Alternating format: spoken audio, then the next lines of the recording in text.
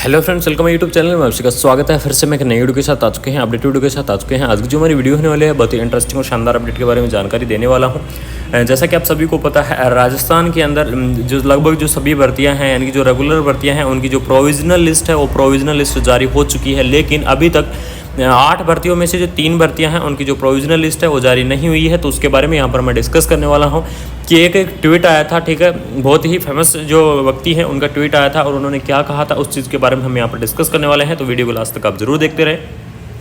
सबसे पहले देख लीजिए यहाँ पर जो राजस्थान चिकित्सा एवं स्वास्थ्य विभाग की जो भर्तियां हैं, जिनमें से 5 भर्तियों की जो प्रोविजनल लिस्ट है वो कंप्लीट हो चुकी है। अब जो भर्तियों की जो प्रोविजनल लिस्ट बची है वो बची है नर्सिंग, एएनएम और फार्मासिस्ट, क्योंकि आप सभी को पता है एलटी की जो पीडीएफ आ चुकी है। लेकिन जहाँ तक संभावना थी, प्रशासन की तरफ सरकार के जो कैंडिडेट थे उन्होंने ये कहा था कि जो एएनएम की जो लिस्ट है वो एएनएम की लिस्ट 5 तारीख को आ जाएगी, लेकिन वो एएनएम की लिस्ट 5 तारीख को नहीं आई है। तो इसका मतलब ये है कि अभी तो आपकी कोई भी लिस्ट नहीं आएगी और काफ़ी सारी लापरवाहियाँ बरती जा रही हैं, ठीक है। उसकी वजह से जो रिजल्ट है वो भी नहीं किए जा रहे हैं। आचार संहिता भी लगने को तैयार है, ठीक है। क्या आचार संहिता में भी मिल पाएगी नियुक्ति, यानी कि ये देख लीजिए, इसके अंदर हम इस पॉइंट के बारे में, सबसे इंपॉर्टेंट पॉइंट है कि क्या आपकी अगर आ जाती है पीडीएफ तो आपकी आचार संहिता में भी आपकी जो नियुक्ति है, ज्वाइनिंग है, वो करवाई जाएगी या नहीं करवाई जाएगी, ठीक है।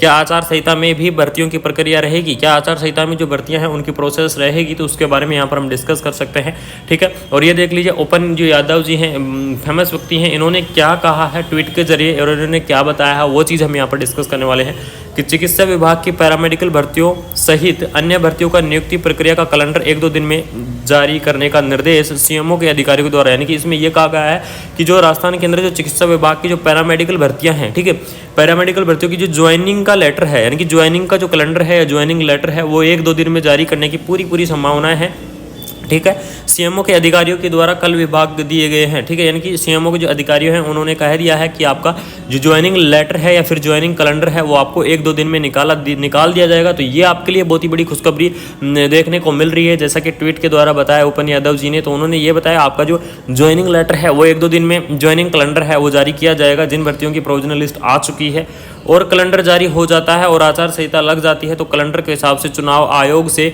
जो ज्वाइनिंग की जो अनुमति है वो ले ली जाएगी, ठीक है। यानी कि ऐसा इन्होंने ये कहा कि अगर मान लीजिए आपका जो ज्वाइनिंग का जो कैलेंडर है, यानी कि ज्वाइनिंग का जो कैलेंडर है अगर वो आपका जारी हो जाता है, ठीक है, और ज्वाइनिंग के कैलेंडर के बाद में अगर आपकी आचार संहिता लग जाती है तो उसमें क्या होगा, तो कैलेंडर के हिसाब से जो चुनाव आयोग है, यानी कि जो ज्वाइनिंग का जो कैलेंडर है वो आपका रिलीज होगा, तो उसके हिसाब से जो चुनाव आयोग है, तो चुनाव आयोग की तरफ से आपको क्या किया जाएगा, उनसे अनुमति ले ली जाएगी। यानी कि जो इलेक्शन बोर्ड है, इलेक्शन बोर्ड की तरफ से अनुमति ले ली जाएगी किसके लिए, जिन कैंडिडेटों का जो ज्वाइनिंग लेटर आया है या जिन भर्तियों की ज्वाइनिंग लेटर आई है उन कैंडिडेटों के लिए उनको यहाँ पर अनुमति ले ली जाएगी और उनको बोल दिया जाएगा कि उनकी जो ज्वाइनिंग है वो आचार संहिता में भी करवाई जाए, ठीक है। तो ऐसी ही अपडेट यहाँ पर जो निकल कर आ रही है कि आपकी जो अगर 1-2 दिन में आपका कौन सी भर्ती हो, ये चीज़ सबसे इंपॉर्टेंट है यहाँ पर देखना कि कौन सी भर्तियों का आपका जो ज्वाइनिंग कैलेंडर है वो जारी किया जाएगा, ठीक है।